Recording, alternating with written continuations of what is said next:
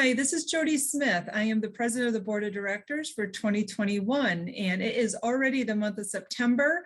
And every month this year, I am trying to do a Jodi's Toolbox and also have an opportunity for you to meet one of our board of directors. And today we have Bryant Mitchell with us. And today Hey. we're hello, and we're going to talk about goal setting. Yeah. So, Well, Jodi, I really appreciate the opportunity. Just like a side conversation, it's been just amazing watching you as a president and over the last few years on the board and watching, just the advancement in what we have done with our board. I mean, it's just, it's been an amazing adventure, especially like with COVID and everything, but goal setting. So, I've been in real estate a long time. It's almost 17 years now. And my goal setting ideas have changed a lot since the beginning to now. And Jodi, you can feel free to interject anytime if there's anything you'd like to add. But, I look at real estate as almost being like it's an organism. It grows, it's changing all the time. And you got to have goals that kind of shift with the times, especially as we're seeing with COVID. For 2021 was a detrimental year. I'm sure a lot of people's goals were not met, but at the same token, I'm sure a lot of people's goals were obtained and then some. If you're talking monetarily speaking, as a realtor, my mindset has really shifted over the years as far as, I was just talking about money. I can't make my goals set off of money. And I tried to do that for like probably the first 7 years. And, I did okay, but I didn't do crazy awesome. And, when I started pouring more into the people around me, we have a big thing with my team, the Sunday Dinner Realty Partners. We give back 10% of our commission. So I started looking at that number.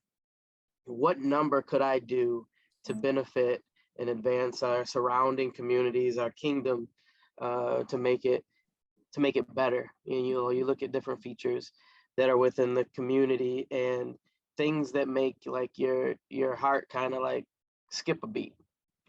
Is that still happening? Are you serious? It could be homelessness within kids, homelessness within everybody else, animals. I mean, there's so many different things that, they could use essentially your dollar. I mean, you got 3 things that you can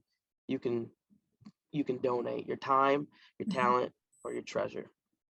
And many of us watching this have very limited time because we are stretched very thin with real estate clients. We have family, we got kids in soccer, we got kids, you're spread super thin. Kids playing hockey and gymnastics and, all kind of stuff. So for me, I guess it was easier for me to donate either my time or my treasure. And I generally gravitate in the area of treasure. So, I mean, bringing that back to goal set, that's the way that I look. I look at it incrementally, yearly, quarterly, monthly. I feel that if I make it a daily or weekly, you have a tendency to, I have a tendency to fail if I make it a daily thing. But if I make it a monthly thing or a quarterly thing, those are more obtainable intermittent goals. Yep. Does that make sense? Yep, absolutely. And you know what else I love is when you're not focused on the money part, your why changes. And I love that, because whenever I focus, and that's a danger for any of us as realtors, is to focus on the dollar and you're showing houses to a higher end buyer, you're thinking differently. You should just be thinking that that's a person, they have a life situation that you're trying to help them through. And I always say the money just happens to be a byproduct of what we do. And Yep. I get it. I'm about quality over quantity too. It's the quality of getting a nice, smooth transaction. I just Mhm. closed a deal this morning where my buyers, they're sellers and buyers. It was very, very stressful. And I kept it calm. I smoothed it, and they hugged me and told me they loved me today. So to me, that was the success to me, was Right. that they felt that I took good care of them. And even though during the tough times, I had to keep myself calm and help them stay calm. So Yeah, I think it was Ashley Bodell that made a comment. She said something around the lines of, every transaction that I do, it feels like I'm getting a new friend. that's And I beautiful. get like, what kind of goal is that? That's an amazing goal, right? How many friends can you make this year? I'm not talking about like Facebook friends and all that kind of stuff, because you can click, click, click, click, click, and you can have like 50 by the end of the day. I pretty much can guarantee you. But like that relationship, face to face, belly to belly conversations with people, where you get to develop and know their family. I don't know how many baby gifts I've given away this year. I have a whole stack of them right here. Like you're developing friendships, and you know that is what, I hate to say it, but that's what's going to get you to that goal that you're looking for. And I'm not trying to say that you're using people to obtain your goal, but at the same time, you are running a business, right? So you want to make sure that your business does succeed, but what lane, what matrix are you looking in to advance your career? For me personally, it just could never be the straight up money portion on how much money No. comes into Bryant Mitchell's pocket, because that didn't last very long. And I loved real estate, but I saw myself slipping from it. And but I loved it. So why am I slipping from it? And you just have to refocus.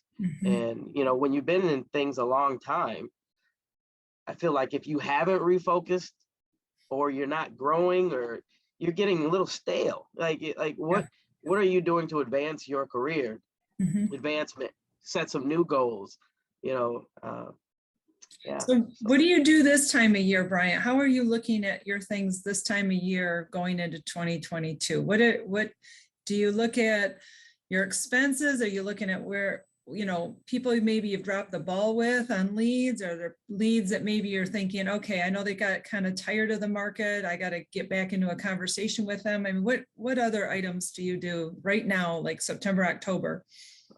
So September, October, I'm really going into cleanup mode. Like what you just mentioned, and it's specifically this year, there's been several clients that I've had that, they were just overwhelmed by the market. Yep. And I still stay in touch with them. They still have their portal going. I can still see when they're opening it. So I reach back out to them, and I make them aware of some of the successes that we have had within their price point. Most of them are very eager. They were just beat up by the market at that particular time.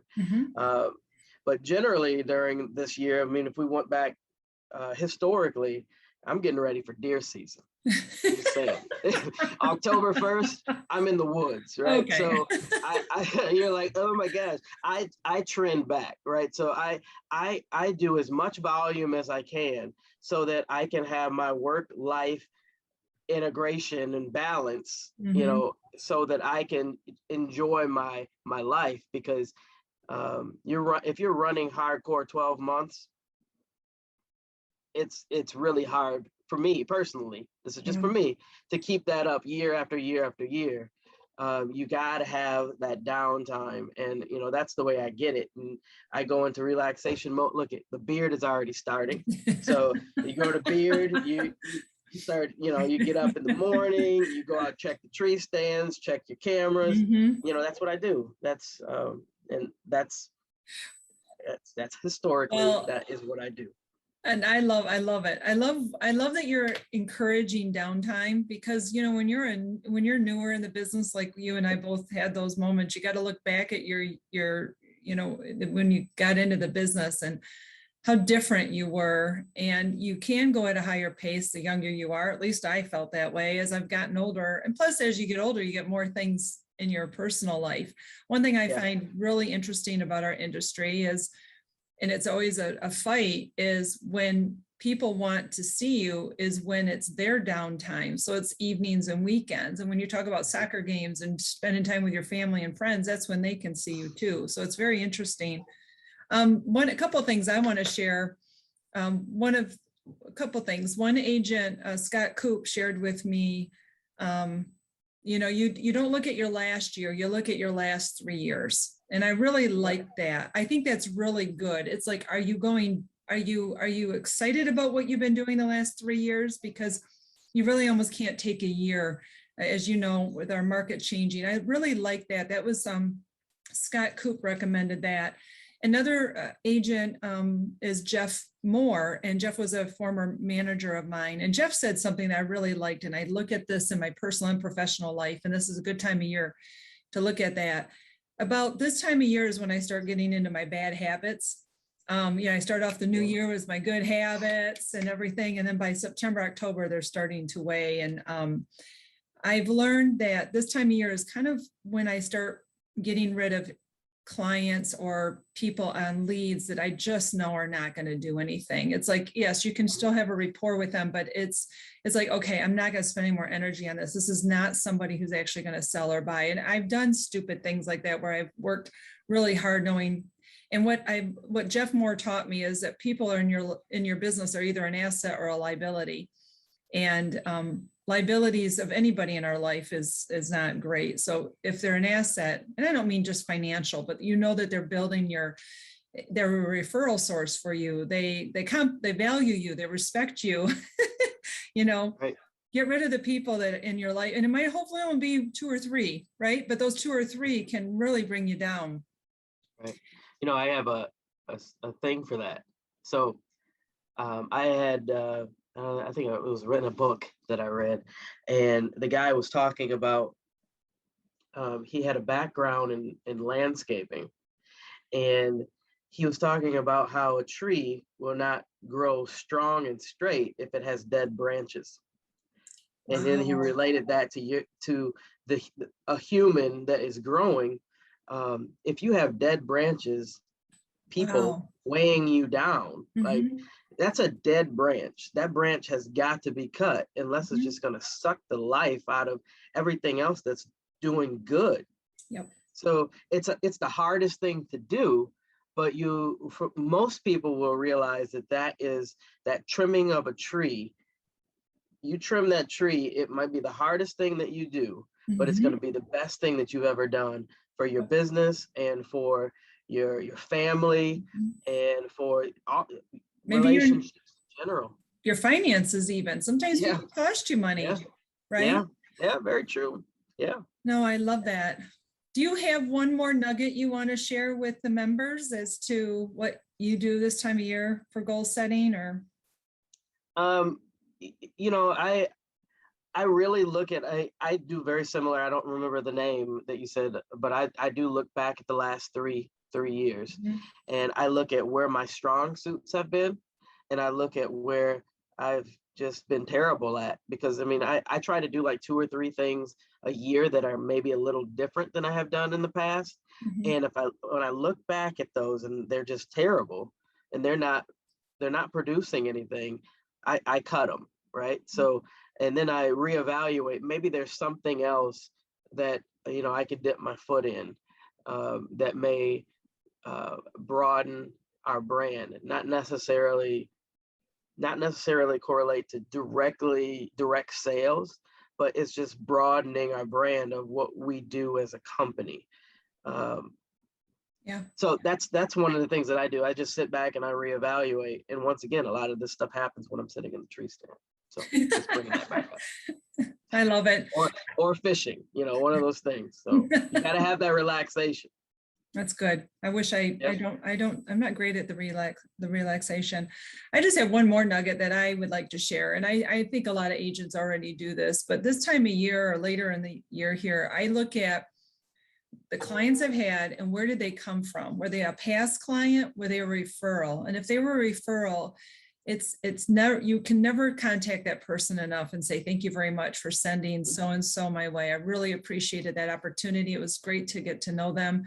And I do think it's really good to reward, and it doesn't have to be financially, but just, let your referral source know, because I always say you have those advocates in your business that think, when they think of real estate, they think of you, and take care of those people, take care of them. What has really worked for me is, I know it's probably pretty cliche, is handwritten notes. Yep, I do that too.